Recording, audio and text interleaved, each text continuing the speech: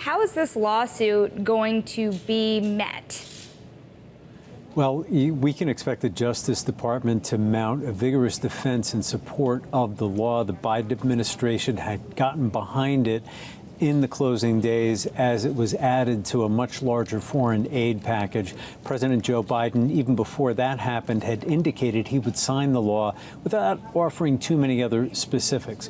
Remember, the Biden administration, a number of key officials, including the head of the FBI, the director of national intelligence, and other members of the president's cabinet that I've even talked to, have expressed concern that TikTok poses a national security risk for two reasons.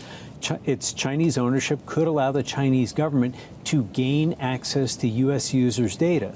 They also say that the Chinese government could use the platform as a vehicle for propaganda, and especially heading into an election year, they see that as a risk.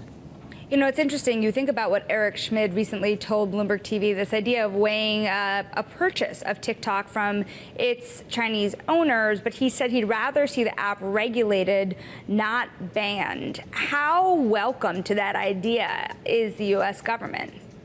Well, the U.S. government right now, based on the law and where the administration is standing, says that that is not possible. They really need to see new ownership and a complete severing of ties with China for the app to continue in its current form. However, we see today in this lawsuit, which in many ways, this is the moment we've been waiting for. Since President Joe Biden signed the bill into law last month, TikTok and its owners, Beijing-based ByteDance, have been preparing this legal challenge, and they're doing so on First Amendment grounds. They're laying the groundwork for a serious constitutional challenge to this law, saying that it will infringe the free speech rights of 170 million TikTok users. And they're also saying that it's without precedent, that Congress really hasn't made a law like this without much of an argument underpinning it.